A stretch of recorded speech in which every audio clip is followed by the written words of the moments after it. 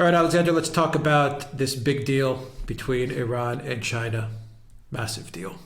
25-year deal. 400 billion Chinese infrastructure investment into Iran for oil. For oil. So look, I'm going to put a graph up right now so our viewers can see from Statista.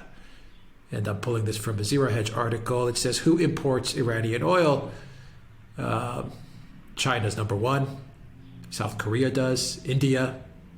You have an unknown. Japan. Turkey. So, I mean, as much as, you hear that Iran is isolated and no one's dealing with Iran, that's not the case. This 400 billion Chinese infrastructure investment deal definitely shows it's not the case.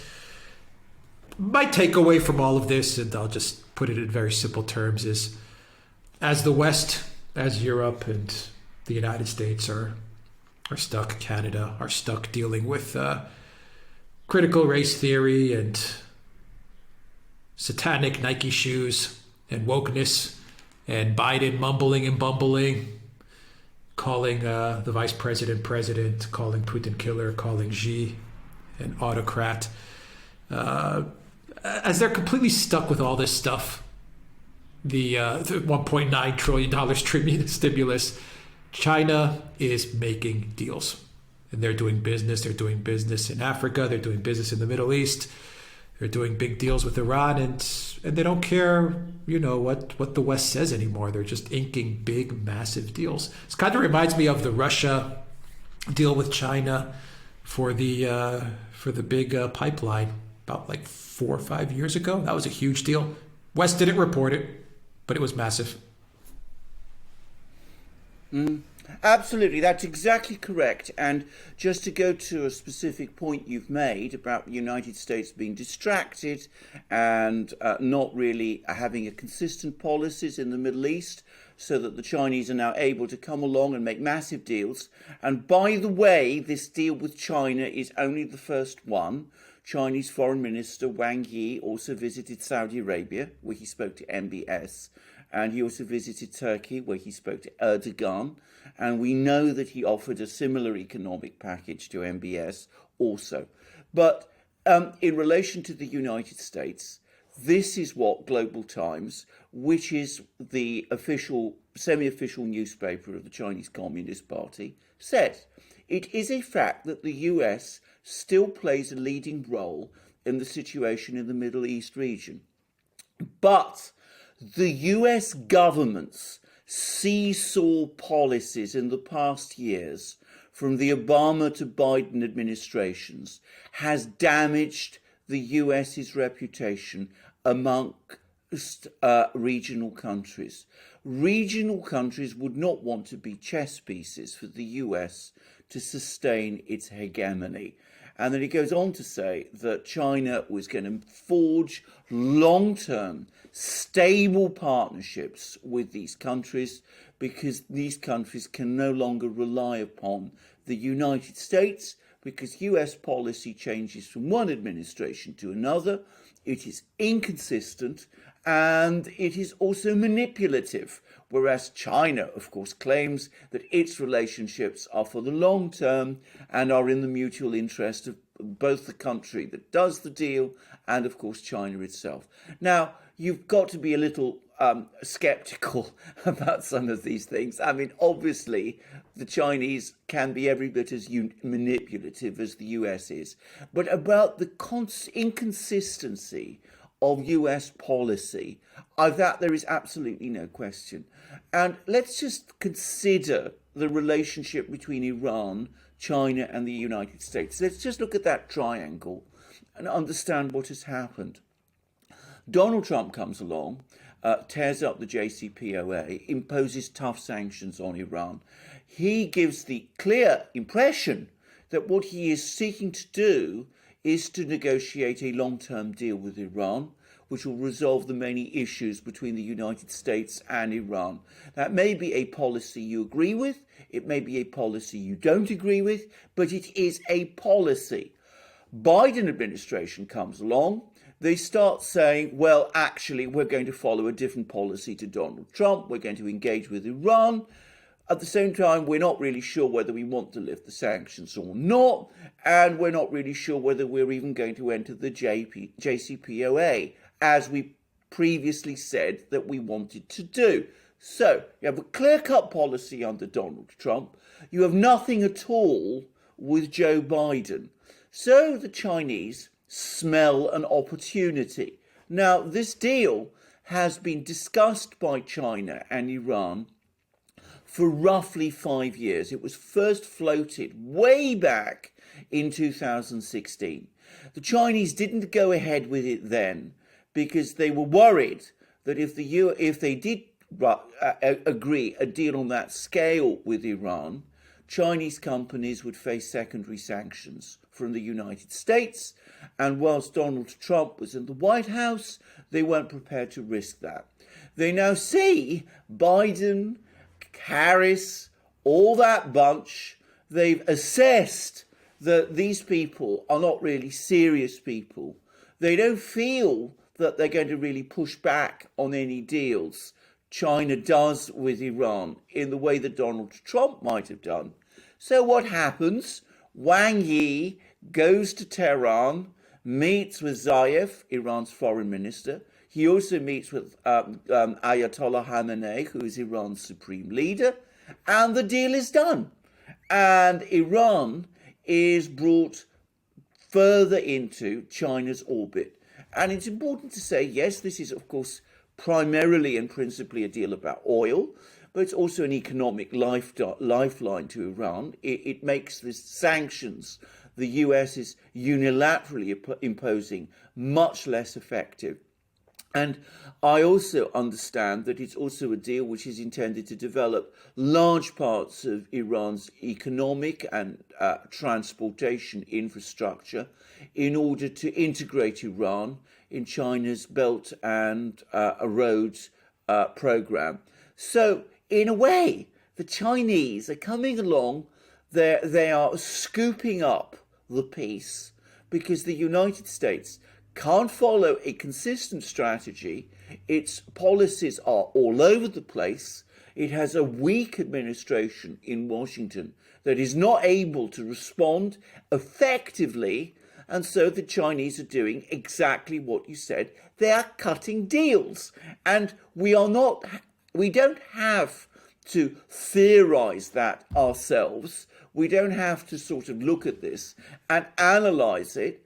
It's the Chinese themselves who are telling us this. They talk about the US government's seesaw policies in the past years from the Obama to Biden administrations. Note, by the way, that in this commentary, they don't mention Donald Trump. Yeah. Let me read you the first comment from Zero Hedge. The first comment, which has the most upvotes. Countries' leaders working for the interests of the people they represent and brokering mutually beneficial deals with other governments that benefit both economically and promote peace. Must be nice. Anyone miss Trump yet?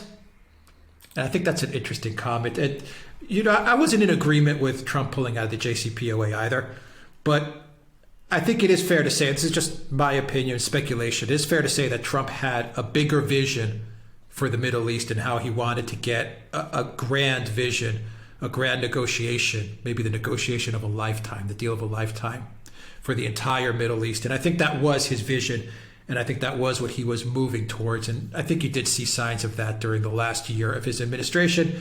And I think he was anticipating, I'm certain he was anticipating a second term where he would broker what would have been the deal of a century. And I think that's how Trump saw it. He was going to negotiate a permanent and stable solution to all the Middle East. And that's what he was probably working towards. Once again, this is just my speculation. I'm just going off of what I saw the last year in his White House and what appeared to be his driving end goal in the Middle East. So maybe he pulled out the JCPOA in order to create the environment so that he could broker a better, bigger deal in the region, and as well as pulling all the troops out and just cleaning up all the mess of Bush and Obama.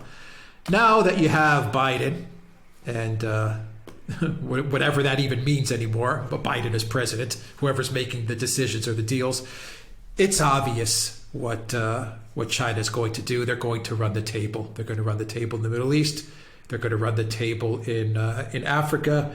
They're going to try and run the table in Asia to whatever extent they can. They've got Russia by their side, which is an alliance that, an economic and military alliance that not even a country as powerful as the U.S. can take on. They control Asia. They control Eurasia.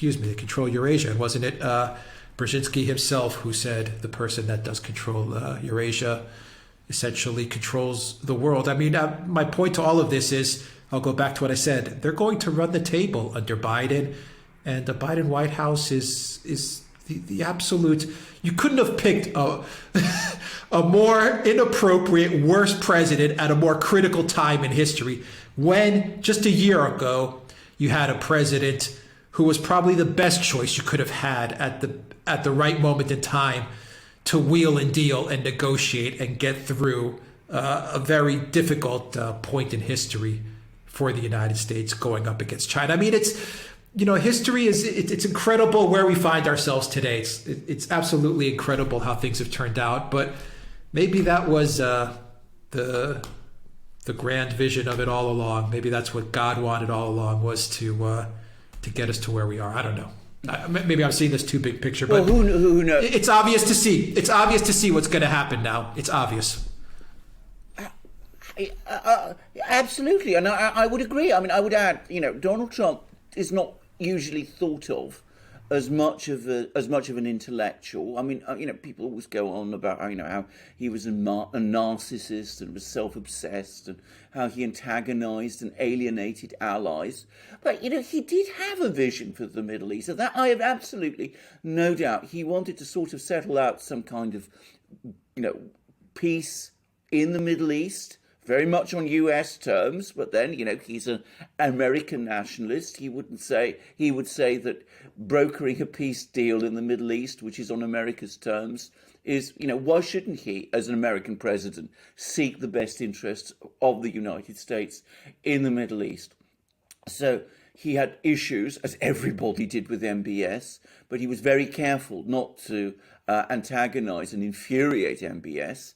He worked to achieve peace between Israel and the Arab Gulf states, and in that he was extremely successful. He wanted to pull the troops out of Syria and bring the war in Afghanistan to an end, because he realized that wasn't going anywhere.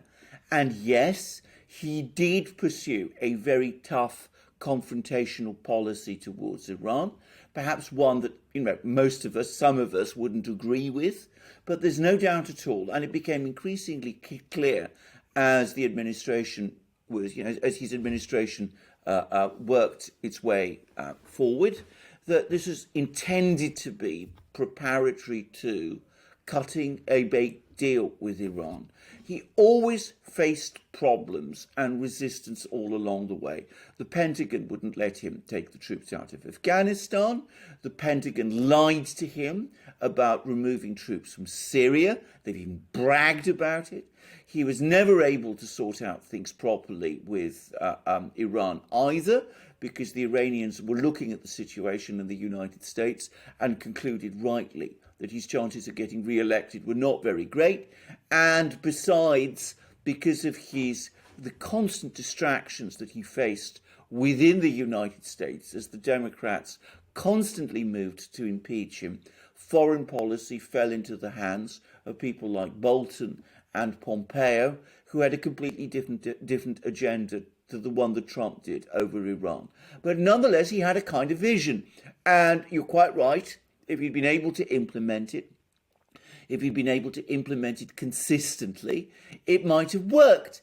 Back in 2016, when Trump was president, the United States still had many of the high cards in the Middle East.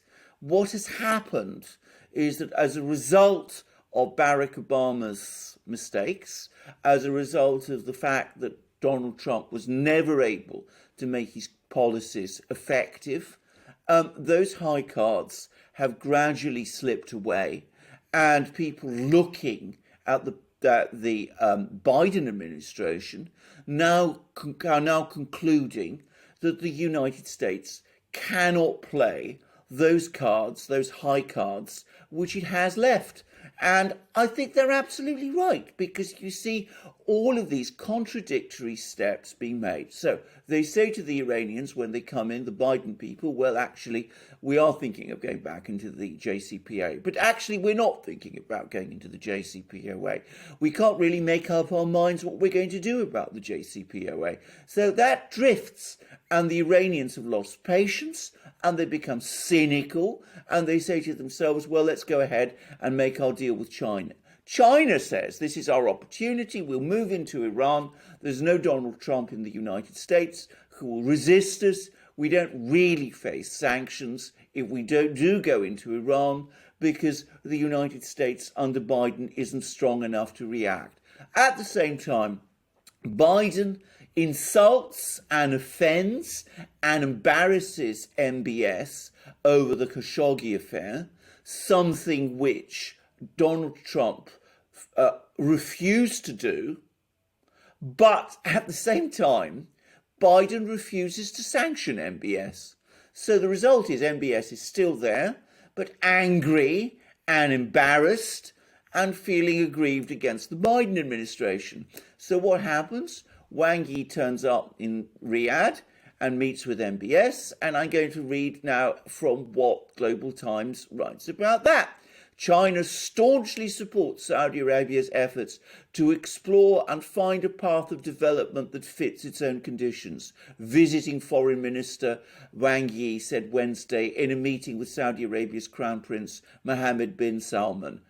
The Chinese diplomat said the two sides can give full play to the role of the China-Saudi Arabia high-level joint committee, which should take the lead in deepening bilateral cooperation in traditional areas such as trade, investment and infrastructure, as well as in emerging fields including artificial intelligence, 5G, big data and aerospace technologies. So here is Wang Yi bearing all the gifts. He's done a massive deal with Iran. He's offering a similar massive deal with the Saudis. He's going to see Erdogan, and we've discussed how Erdogan is in all kinds of trouble. So he's more and more likely to see China as a potential lifesaver. And as you say, the Chinese are doing the deals. And what are they doing? They're cornering Central Asia and the Middle East, because they're doing the big deals in Iran, in Saudi Arabia, and in Turkey, the key countries. And the United States is nowhere. What the United States is doing instead, and, I don't want to be overly cynical about this, but directly after Joe Biden insults Vladimir Putin, calling him a killer, directly after he insults Xi Jinping, saying he doesn't have a democratic bone in his body, he invites them all to a virtual climate summit, which will discuss and agree, well, what exactly? I mean, it's all, it seems to me, gesture politics, virtue signalling, striking poses in the United States itself, appeasing the various lobbies in the progressive elements of the Democrat Party, doing all the identity things that you were talking about, and at the same time, China does the big deals, comes along to the Middle East, says to these countries, can't rely on the US anymore. US policy seesaws. They're not got strong leadership in Washington anymore. They don't know their own minds there. Why not come to us? We can give you all the things that America once offered, and it comes essentially with no strings. And at the same time as the Chinese are doing all of that, as I discussed in a program I've just done for my own channel, the Russians are also there, working with the Chinese, developing the military side of the relationship, negotiating quietly to provide Iran with weapon systems And by the way, as it turns out, also making similar offers to the Saudis. So there you see it happen. It's all being done. It's all being made. All the deals are being cut. I can remember, I'm old enough to remember how the US used to do this sort of thing back in the 50s. That was before I was born. I can remember it happening in the 60s and 70s. And now it's not the US anymore. It's China instead. And that's an extraordinary state of things.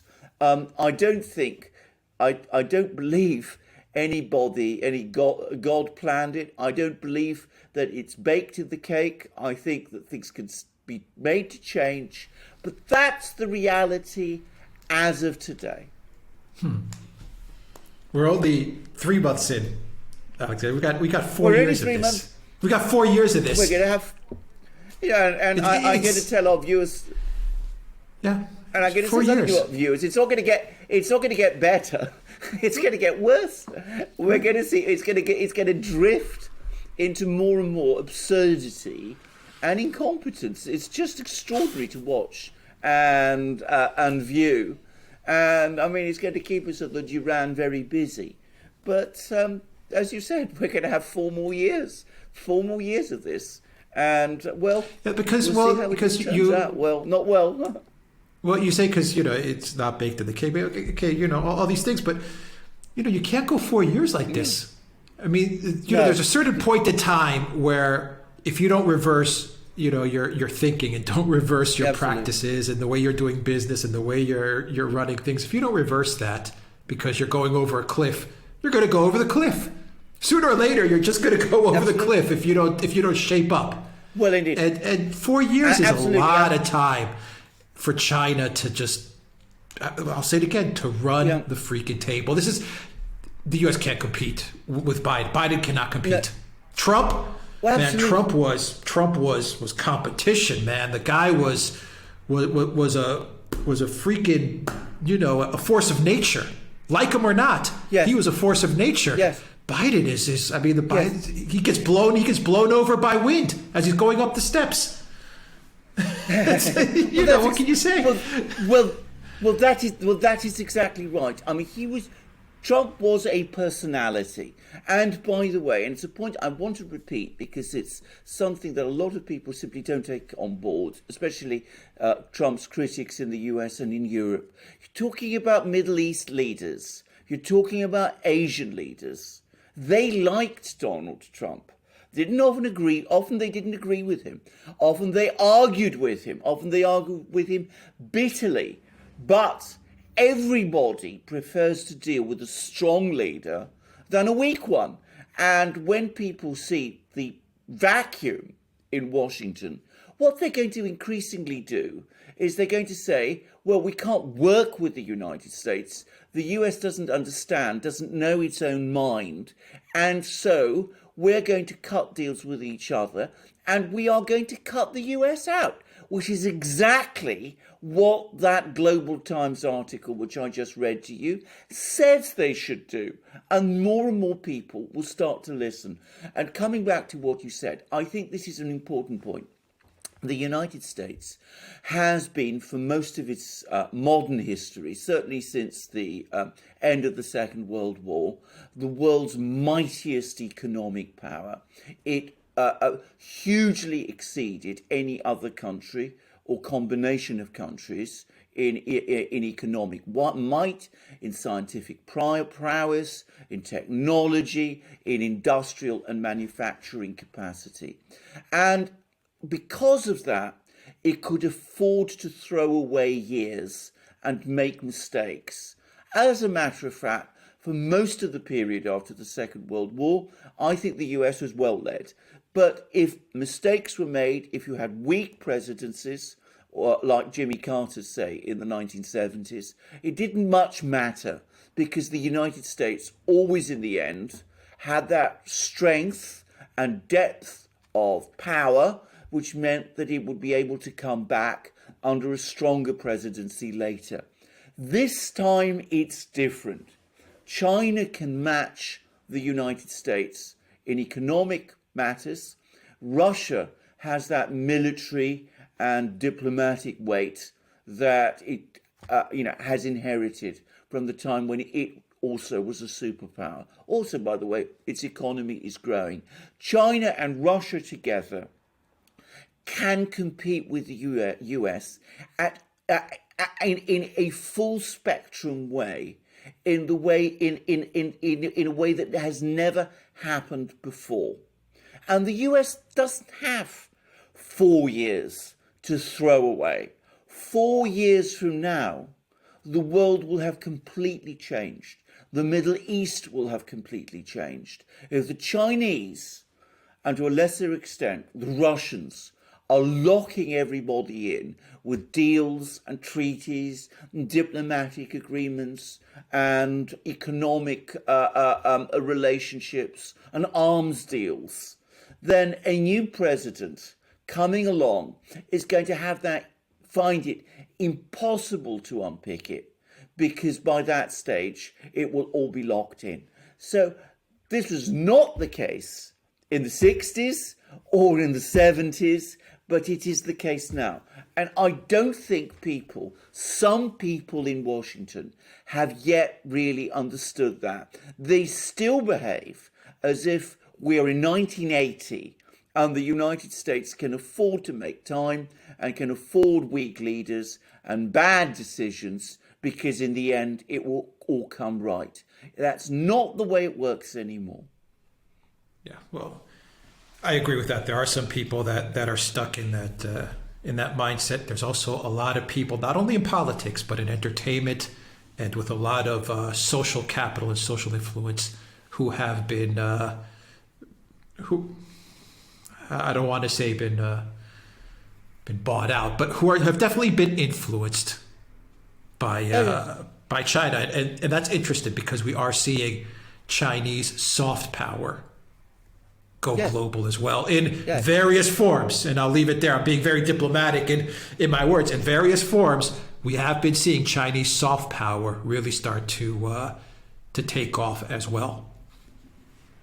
Absolutely. That's exactly what is starting to happen. More perhaps in some countries than in others. But you're absolutely right. One of the extraordinary achievements of China is that it's been able to persuade many people in the West, including in the US, and by the way, in Britain, that China ultimately is not really a threat somehow. It's far away, it's alien, it's doing very well economically, but it's not really a competitor and a rival in the way that the old Soviet Union was.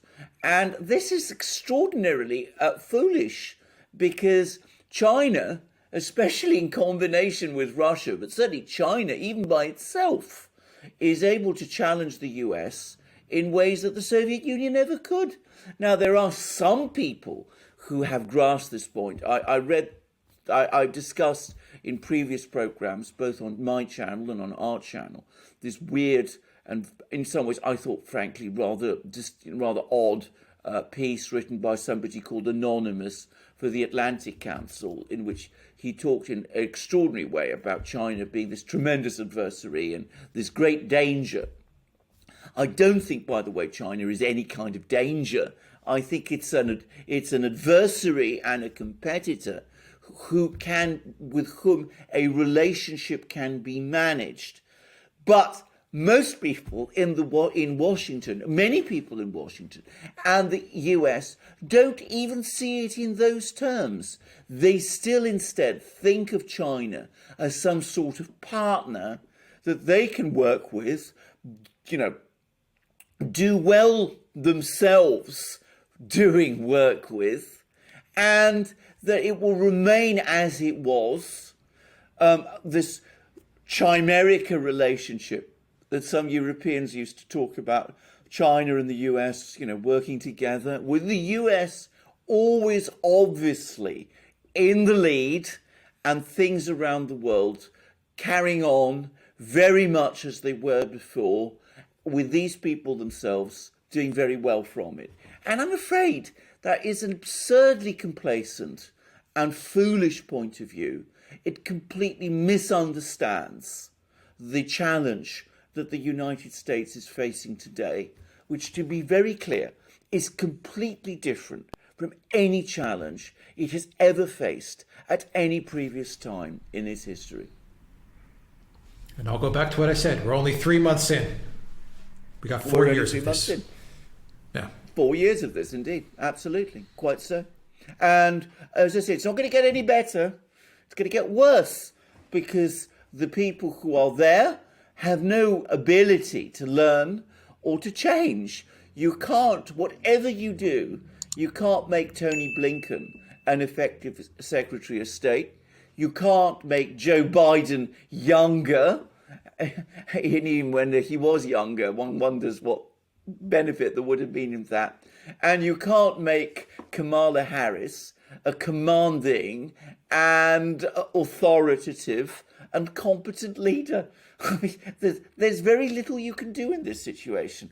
On the contrary, as these people's self-confidence drains away, because they start seeing how, things are going wrong for them, they will actually get worse, as people who feel that they're losing generally do. Yeah. But Blinken So the there other we go. day, Blinken yesterday in a tweet called Madeleine Albright his hero, his role model at the State Absolutely. Department. And then he went to Europe and NATO, and instead of, striking deals or talking about, very important things, maybe money, finances, budgets, stuff like that. Once again, what Donald Trump did, which I think, and I was all for it. Donald Trump was there, and he's like, where the hell is all this money going to? What are you guys spending it on? What are we spending it on? Which I think was absolutely right. Instead, what does Blinken do? He goes to NATO, and he talks about values and ideology and wokeness and SJW stuff. This is the double whammy of the situation, is that not only are these guys incompetent, on a foreign policy level, internally, Europe and the United States is just getting completely sunk, dragged down with this identity politics stuff. It's absolutely, it's such a train wreck in every single respect. They don't have 4 years. The US doesn't have 4 years. Canada doesn't have 4 years. Europe doesn't have 4 years. They simply do not. Trudeau the other day was calling Putin an evil man. It's clown world for them. The West has become clown world. China is sitting there and just saying, you know what? This is it's an open goal. It's an absolute open goal. I'm going to go and I'm just going to do business. Professional, sit at a table, look the other person in the eye and just make deals in a normal Absolutely. manner like we used to do 10, 20, 30 years ago. The West has just become totally Absolutely. bizarro clown world land. It can't Absolutely. survive. As I remember the US once doing. I mean, the US was supremely gifted at this sort of thing. But, who realistically are you going to take more seriously now if you are the Crown Prince of Saudi Arabia or the Prime Minister of Iraq? The Prime Minister of Iraq, he hears what Blinken says about Madeleine Albright, who made that famous comment about children starving in Iraq being a price worth paying. That's not been forgotten in Iraq. It's not been forgotten anywhere in the Middle East. So they're going to look at this and they're going to say, well, Blinken, he's hardly somebody we take seriously. He's obviously not up to the job. Here we have Wang Yi. He's a practical man. He's a serious man. He stands for a mighty country because China is that. So let's do deals with him instead, because frankly, the United States, as you rightly said, is not to be taken seriously, doesn't know its own mind, isn't really aware of what's going on, is concerned with things that are, shall we say, not even peripheral, but frankly irrelevant, certainly irrelevant to us. I mean, imagine talking about some of the identity and woke issues with some of the people in the Gulf. I mean, that's a rather bizarre idea, but altogether. But maybe it'll even come to that. And instead, we will deal with Wang Yi, who doesn't come with these lectures, who comes along instead offering deals. And let's agree to those deals because, frankly, we can work with this person in a way that we cannot work with Blinken, and frankly with Biden and Harris, where we're not even going to waste time trying. And that's, I think, where we are. And we're going to see, as you rightly said, 4 more years of this, and we need to tighten our seatbelts because, frankly, it's going to be, well, shall we say, exciting to see it happen over the next 4 years. Yeah, we'll leave it there, guys. Just hit that subscribe. Make sure you're still subscribed to the channel. Check us out on other platforms. And, of course, go to the Duran shop, guys. Pick up a mug. That's all I got to say, Alexander. Things are changing. The geopolitical landscape is changing, and I think it's a crystal clear picture. It's a very crystal clear picture. And I know here where I am in Europe, and I'm sure in the United States, people aren't being told this. Actually, they're being fed the exact opposite. The media here is propping up Biden as perhaps the greatest president to come in the last 20 years, and that's not an exaggeration. The media here in Cyprus is propping up Biden to be an amazing president. It's incredible the amount of propaganda in Europe and the United States. And, people that watch our channel, I think, we've been putting up the alarm bells, but now it's obvious that the geopolitical world is going to change in these 4 years with Biden. Absolutely. Well, you see what the Chinese think. They don't think that Joe Biden is a great president, and ultimately, they're the people who are making the weather at the moment. They're the people who are moving the pieces. I should say that the summit in Anchorage between the US and China, which to my mind was the most vivid illustration of what was going on, it's been hardly covered in the European media. Because, as you rightly say, the media is controlled by all the same people who prop up Biden in the United States, in Europe and in the United States. And so the American people are being fed the story of the supremely successful president and administration that is going from strength to strength, even as Wang Yi travels around the Gulf making all the big deals. All right, we'll leave it there. Take care, everybody.